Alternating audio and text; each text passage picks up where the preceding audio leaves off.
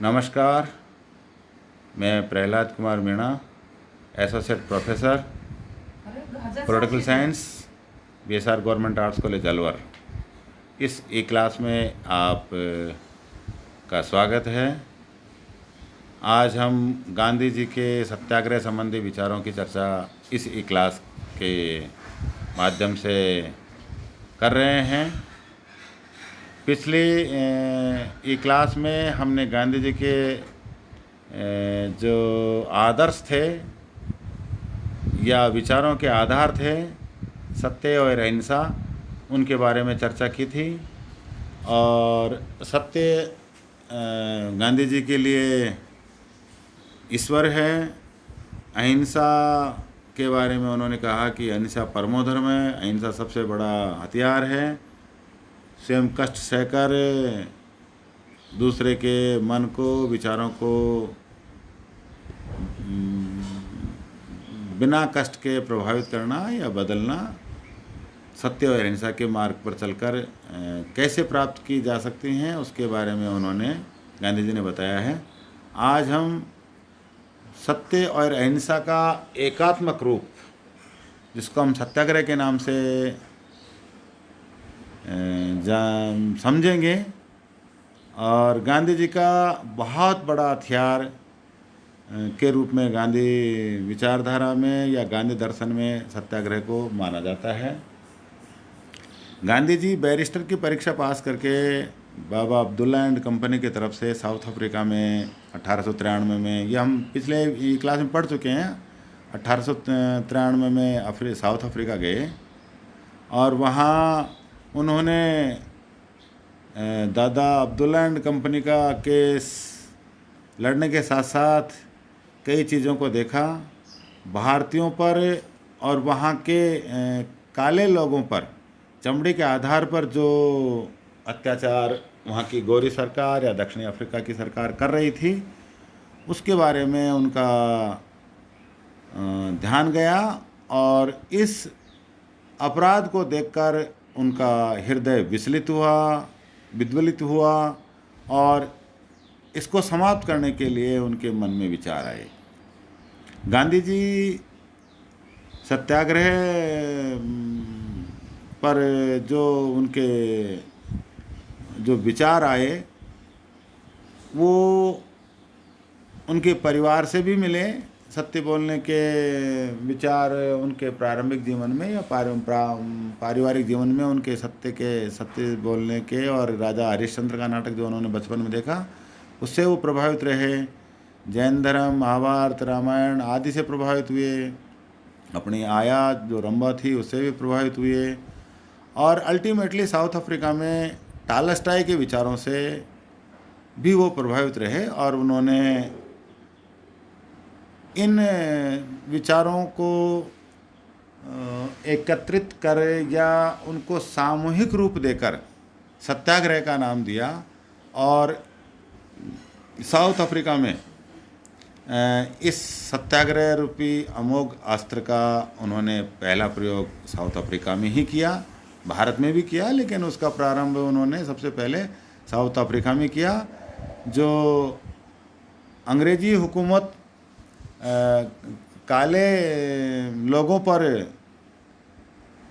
रंग भेद के आधार पर जो अत्याचार कर रही थी, उनके खिलाफ उन्होंने अपना ये सबसे पहले इस साधन को इस्तेमाल किया और उसमें गोरी सरकार को बहुत सारे चीज़ों में झुकने के लिए बाध्य करके बहुत सारी चीज़ें उन्होंने रंग भेद के आधार पर जो लागू की गई थी उनको समाप्त करवाया।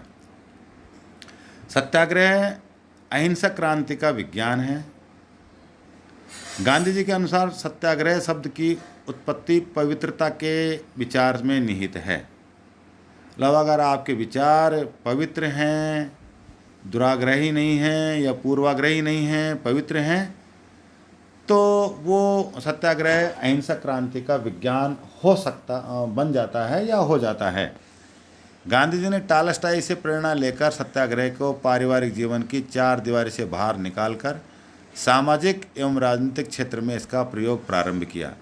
जैसे मैंने बताया कि उनके परिवार से भी उन्होंने सत्य अहिंसा का पाठ पढ़ा और टॉल्स्टॉय के विचारों को जो एक पुस्तक में या एक पारिवारिक जीवन तक ही सीमित थे, उनको बाहर निकालकर सामाजिक और राजनीतिक क्षेत्र में भी इस सत्याग्रह रूपी अमोघ अस्त्र का या अहिंसा क्रांति का प्रयोग प्रारंभ किया। गांधी जी की सत्य और अहिंसा, साध्य व साधन की श्रेष्ठता तथा व्यक्ति की नैतिक पवित्रता में दृढ़ आस्था थी और अपने इन्हीं विश्वासों के आधार पर उन्होंने बुराई के प्रतिरोध के एक नए मार्ग का आविष्कार किया, इसे सत्याग्रह नाम दिया। गांधी जी ने सत्य और अहिंसा, साध्य व साधन की पवित्रता या श्रेष्ठता, व्यक्ति की नैतिक पवित्रता में दृढ़ आस्था होनी चाहिए जो सत्याग्रही होता है, और वो उसको ही सत्याग्रह का नाम दिया जा सकता है, या ऐसा व्यक्ति ही जिसमें सत्य अहिंसा हो, ऐसा व्यक्ति ही सत्याग्रही बन सकता है। हालांकि इसके बारे में सत्याग्रही कौन होगा, कैसे गुण होंगे, इसके बारे में गांधी जी ने अपने विचार आगे बताए हैं, जिनके बारे में हम चर्चा करेंगे। सत्याग्रह गांधी जी की राजनीति को एक विशेष एवं अपूर्ण देन है। मतलब गांधी जी ने सत्याग्रह के रूप में पूरे विश्व को या राजनीति को एक अपूर्व और विशेष देन दी है। सत्याग्रह का शाब्दिक अर्थ अगर हम जानें तो सत्य का आग्रह है या लक्ष्य पर दृढ़ रहना है। गांधी जी की मान्यता थी कि सत्य के प्रति आग्रह व्यक्ति को असीम शक्ति प्रदान करता है। जो व्यक्ति सच्चा होता है उसकी आत्मा की शक्ति बहुत हो जाती है, या वो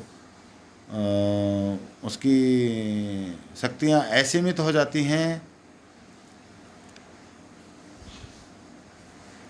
सत्य के प्रति आग्रह व्यक्ति को असीम शक्ति प्रदान करता है। उनका मत है कि अहिंसक साधनों द्वारा ही सत्य की शक्ति को सर्वाधिक रूप से सक्रिय किया जा सकता है। एक अहिंसक कार्य पद्धति के रूप में सत्याग्रह का अर्थ ऐसा दृष्टिकोण है जिसमें सबके प्रति जागृत प्रेम और सबके लिए कष्ट सहने की तत्परता व्यक्ति की प्रेरणा बन जाए। इस प्रकार सत्याग्रह को आत्मबल का नाम दिया जा सकता है। सत्याग्रह वो हो सकता है जिसमें आत्मा का बल दृढ़तापूर्वक साध्य और साधन की पवित्रता के रूप में हो और नैतिक मूल्यों पर आधारित हो, सत्य और अहिंसा पर आधारित हो। वो सत्याग्रह ही हो सकता है और सत्याग्रही की आत्मा को अपूर्व बल उससे प्राप्त होता है। सत्याग्रह अपने विरोधियों को कष्ट देने के बजाय स्वयं अपने ऊपर कष्ट डालकर सत्य की विजय प्राप्त करने का साधन है या तरीका है। सत्याग्रह शक्तिशाली वीरों या बहादुरों का शस्त्र है। सत्याग्रह कमज़ोर या कायर व्यक्ति का अस्त्र नहीं हो सकता, शस्त्र नहीं हो सकता, या उनके लिए ये साधन किसी काम का नहीं है। सत्याग्रह सत्य की विजय हेतु किए जाने वाले आध्यात्मिक और नैतिक संघर्ष का नाम है। सत्य के विजय हेतु और आध्यात्मिक और नैतिक संसाधनों को काम में लेते हुए जो कार्य किए जाते हैं वो सत्याग्रह के रूप में प्रसिद्धि प्राप्त करते हैं और उसे सत्याग्रह कहते हैं। गांधी जी का कथन है कि सत्य व अहिंसा वह तना है जिस पर सत्याग्रह की असंख्य शाखाएं पुष्पित व पल्लवित होती हैं। हमने पिछले एक क्लास में पढ़ा था गांधी जी के सत्य और अहिंसा के संबंधी विचारों का जो अध्ययन किया, उनको बेस मानते हुए या वो आधार हैं गांधी दर्शन के या उनके विचारों के आधार हैं, और उन विचारों के आधार पर ही सत्याग्रह नाम की एक अमोघ शस्त्र जो गांधी जी के हाथ लगा, वो सत्य व अहिंसा, जिसके बारे में गांधी जी ने बताया कि सत्य व अहिंसा वह तना है जिस पर सत्याग्रह की असंख्य शाखाएं फलती हैं, फूलती हैं, पल्लवित होती हैं। सत्याग्रह में भौतिक शक्ति का प्रयोग या हिंसा के लिए कोई स्थान नहीं होता है। सत्याग्रही अपने विरोधियों को कष्ट नहीं पहुंचाता और न ही अपने विश्वास की विनाश की कामना करता है। न तो अपने विरोधी सत्याग्रही न तो अपने विरोधियों को कष्ट पहुंचाता है और न ही अपने उसके जो विरोधी हैं उनके विनाश की सोचता है या उनकी कामना करता है। सत्याग्रह के प्रयोगकर्ता के मन में अपने विरोधी के प्रति कोई दुर्भावना नहीं होती है। वस्तुतः विरोधी को प्रेम और सत्य की शक्ति के माध्यम से जीतने का सुनिश्चित विज्ञान है।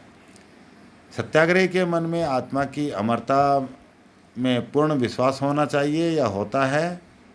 सत्याग्रही मन में जानता है कि मृत्यु अन्याय के विरुद्ध संघर्ष का अंत नहीं है। ये बहुत बड़ी आत्मशक्ति की बात है कि सत्याग्रही मन में जानता है कि अगर मेरी मृत्यु भी हो गई सत्याग्रह के मार्ग पर चलते हुए तो वो संघर्ष का अंत नहीं होगा, अपितु वह जीवन का अनंत प्रक्रिया के एक चरण की समाप्ति मात्र है। सत्याग्रही को मृत्यु का कोई भय नहीं होता है। सत्याग्रही के गुण जो गांधी जी ने बताए हैं, गांधी जी के अनुसार प्रत्येक व्यक्ति सत्याग्रह के सिद्धांत के आचरण को नहीं अपना सकता या आचरण को धारण नहीं कर सकता, सत्याग्रही नहीं बन सकता। सत्याग्रही में कुछ विशेष गुण होने चाहिए। उनके अनुसार या उस मार्ग पर चलकर ही सच्चा सत्याग्रही हो सकता है। वह सत्य पर चलने वाला हो, अनुशासन में रहने का अभ्यस्त हो तथा मन, वचन और कर्म से अहिंसा में दृढ़ विश्वास रखता हो। सत्याग्रही कभी भी अपने उद्देश्य प्राप्ति के लिए छल, कपट, झूठ, हिंसा इत्यादि का सहारा नहीं लेता। वह अपनी कमजोरी या भूलों को छिपाने के बजाय उन्हें खुले मन से स्वीकार करने के लिए तैयार रहता है। मतलब ये सत्याग्रही के गुण हैं कि वो सत्य बोलने वाला हो, सत्य मार्ग पर चलने वाला हो, अनुशासन में रहने का अभ्यस्त हो, मन वचन कर्म से अहिंसक हो, किसी के बारे में बुरा सोचना, बुरा कहना और बुरा करना यह उसके विचारों में नहीं हो, वो छल कपट, झूठ, हिंसा में कोई उसका विश्वास नहीं हो, ऐसा व्यक्ति सत्याग्रही हो सकता है।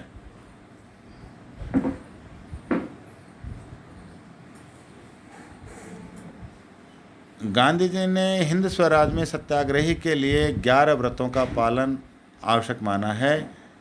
यानी कि 11 व्रत मतलब अपने नियम बताए हैं।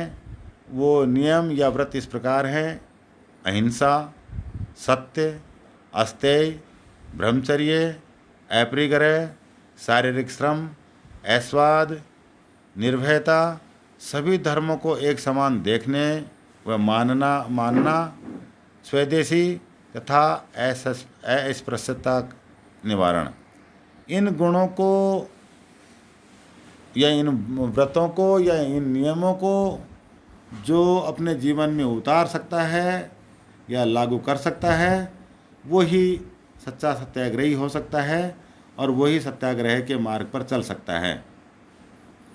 गांधी जी के सत्याग्रह संबंधी विचारों का जो अगला वीडियो होगा वो हम अगले वीडियो में देखेंगे। सत्याग्रह गांधी जी के मूल विचारों का एक बहुत बड़ा दर्शन का बहुत बड़ा दर्पण है, जिसके आधार पर उन्होंने हिंदू मुस्लिम एकता या सांप्रदायिक एकता या अंग्रेजी सरकार के खिलाफ भारत में आंदोलन किए, साउथ अफ्रीका में आंदोलन किए और सफलता प्राप्त की। और जैसे कि उन्होंने बताया कि सत्याग्रही अपने छल कपट झूठ हिंसा को तो प्रयोग में लेता ही नहीं है, लेकिन यदि फिर भी अनजाने में उससे कोई गलती हो गई है तो उसको छिपाने के बजाय स्वीकार कर लेता है। और गांधी जी ने अपने जीवन में भी ऐसा ही किया। जब असहयोग आंदोलन गांधी जी कर रहे थे तो वो अंग्रेज़ों को कष्ट न देकर स्वयं कष्ट सह रहे थे, लेकिन जैसे ही असहयोग आंदोलनकर्ताओं की भीड़ हिंसक हुई, उन्होंने अपना आंदोलन वापस ले लिया, जिसकी भारतीय राष्ट्रीय कांग्रेस के नेताओं ने, भारत के जो आंदोलनकारी थे उन्होंने कड़ी आलोचना की। लेकिन उन्होंने अपनी गलती स्वीकार की कि मैं इसकी जिम्मेदारी स्वयं लेता हूं, क्योंकि मैं इस नेतृत्व की कमी रही, क्योंकि मैं जनता को और यहाँ के जो आंदोलनकारी थे उनको सही शिक्षा नहीं दे पाया जिस तरह से मैं इनको काम ले सकूं। ये मेरे नेतृत्व की कमी रही और मैं इसके स्वीकार करता हूं। सत्याग्रह के विचारों में इस क्लास में इतना ही। अगली क्लास में हम सत्याग्रह के ही बारे में जानेंगे। तब तक के लिए धन्यवाद। घर में रहें, सुरक्षित रहें। धन्यवाद।